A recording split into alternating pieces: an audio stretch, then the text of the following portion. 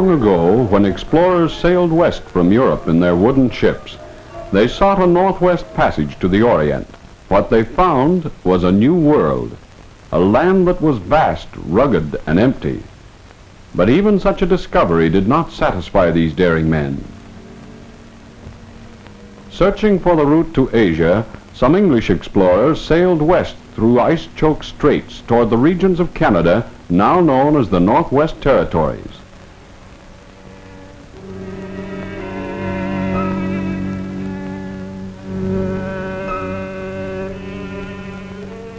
They made many voyages into this country, but they never found the Northwest Passage.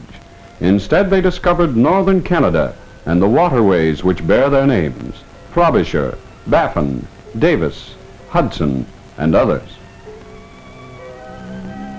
As time passed, some of the explorers built trading posts. In 1670, they formed a company called Gentlemen Adventurers Trading into Hudson Bay.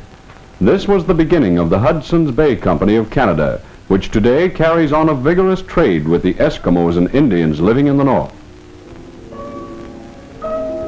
These primitive Eskimo people lived together in small tribes.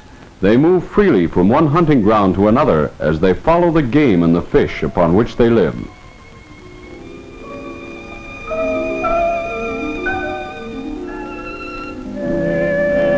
In winter, when the cold, dark days settle over the north, furs are at their best. The white trappers, adopting the way of the Eskimo, travel by dog team to visit their trap lines.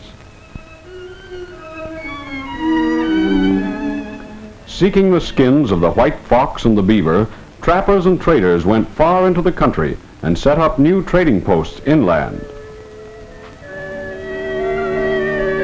So, exploration and the fur trade together opened up the Northwest Territories. But mountains cut off this great central territory from the Pacific coast. These mountain ranges form an almost unbroken chain along the whole west coast of North America. In 1848, prospectors found gold in the mountains, first in California, later in the Caribou.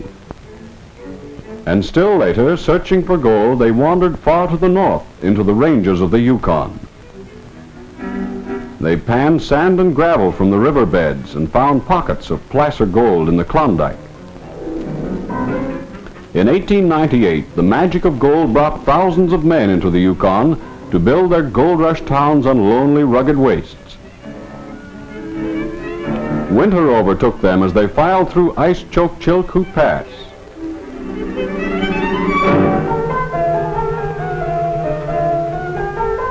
Many had not enough clothing. Hundreds died of exposure in the deadly cold of the mountains. But with the fever of gold in their veins, others pressed steadily forward.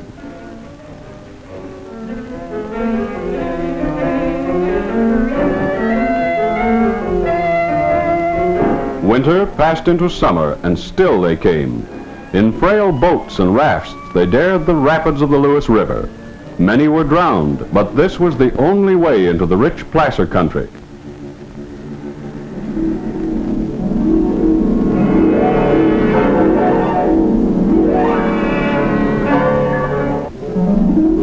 When they had stripped the quick gold from the riverbeds, most of the prospectors moved out of the country, but a few remained to dig deeper into the hillsides and riverbeds of the Yukon. Some formed companies and used hydraulic power to remove the free gold. Forced through a giant hose with terrific pressure, the water eats into the sides of the gully, gouging out sand, gravel, and gold together.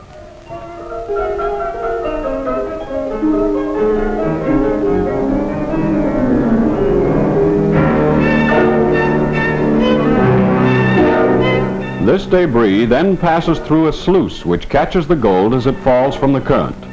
Today, hydraulic mines still operate on many early gold rush sites of the Yukon. But there are other riches to be found in northern Canada, east of the Klondike, lying embedded in the dreary rocks and tundra of the Great Canadian Shield. Around 1920, bush planes began to fly over this lonely country. Pictures were taken of the Mackenzie district from the air. Geologists followed. They studied the strata of this northern land, for the story of the formation of the earth is told in the dip and strike of the rock outcrops, and samples chipped from these stony surfaces help to tell what lies beneath.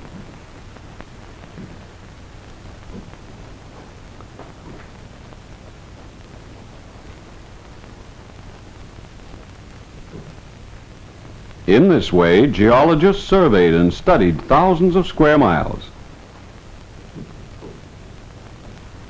From their work, we have obtained a true picture of this vast land.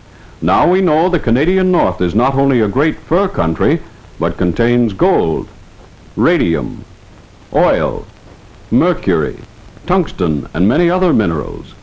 Today, prospectors ranging over the north can use geological maps which point out where the minerals are likely to be found.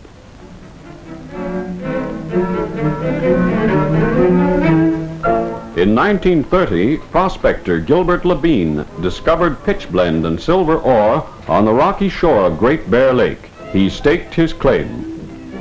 Today, El Dorado is located here, the first mining camp to be built by these new pioneers in the far north.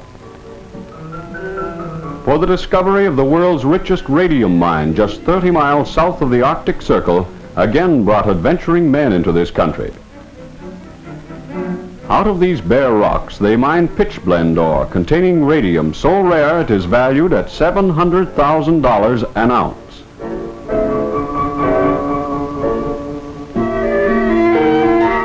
These sacks of ore had to be shipped outside on a 1,200-mile journey to the railway. For the first time, new barges and tugboats, especially designed, plied the northern lakes and rivers during the months of the summer.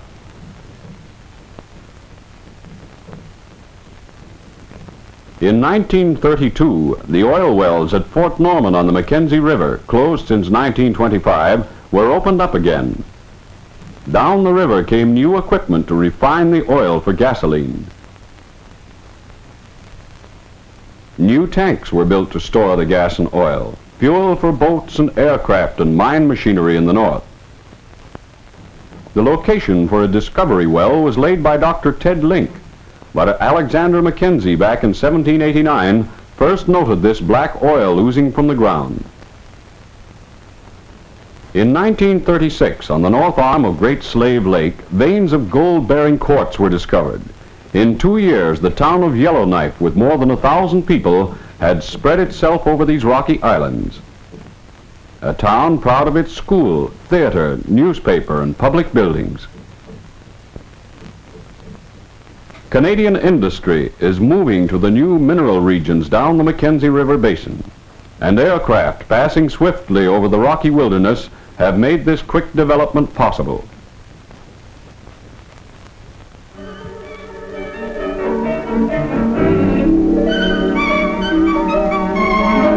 In many scattered places across the north of Canada, new mines are being developed. On the shore of Pinchy Lake in northern British Columbia are the mercury mines.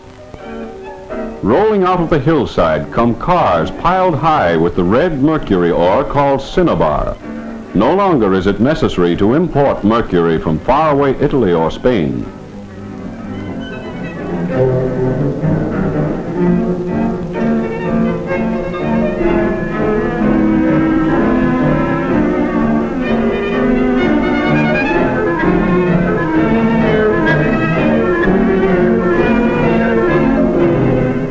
At the processing plant, the ore is roasted. The mercury comes off in the form of vapor and condenses. Then the ore is raked across a drying table, and the liquid metal runs away clear, silvery, and free. Quicksilver, we commonly call it, the only metal that is fluid at ordinary temperatures.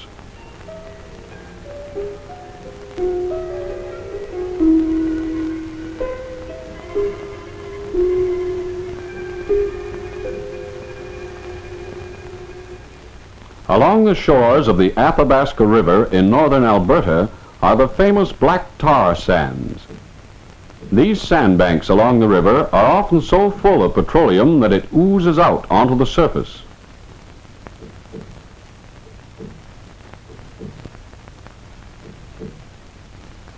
The oil and sand are so mixed that no easy, economical way has yet been found to separate them.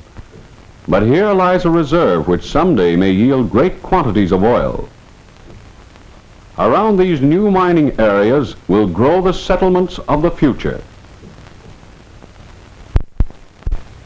Northern Canada will be able to supply many of their needs, for here, ready for use, are the farm areas, the fisheries, the forests, and the rivers with their promise of hydroelectric power.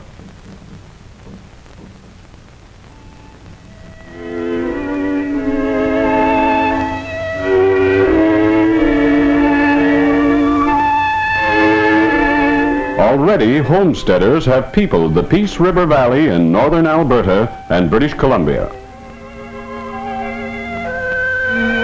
After the First World War, they came into this country, the farthest north of Canada's farming areas.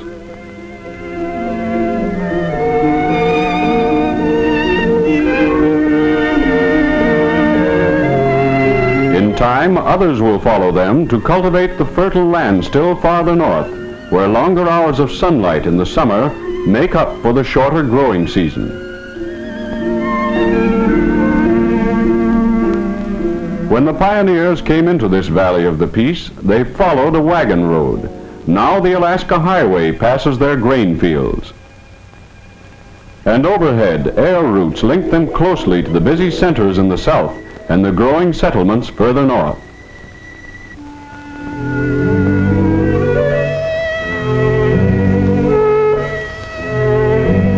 In time, pulp and paper mills will be built in forested areas along the swift rivers. Rivers that will drive logs to the mills and provide electric power for the machines.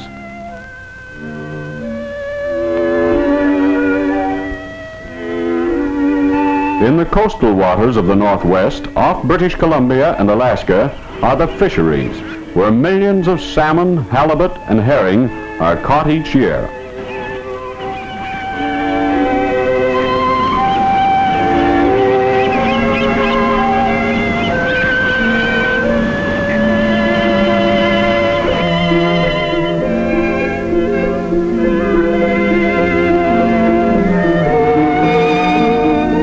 Inland, in the northern lakes and rivers, there is a great reserve of commercial and game fish. Someday these rivers will echo with the shouts of sportsmen, but today their stillness is broken only by the splash of salmon breaking water,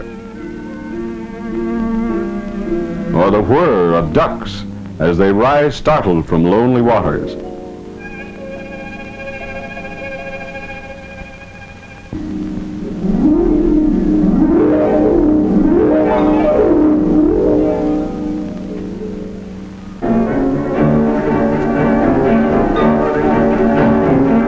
Although plains have passed over the barriers of mountains and distance, and industry is venturing into the north, this is still a land of challenge, a land for pioneers.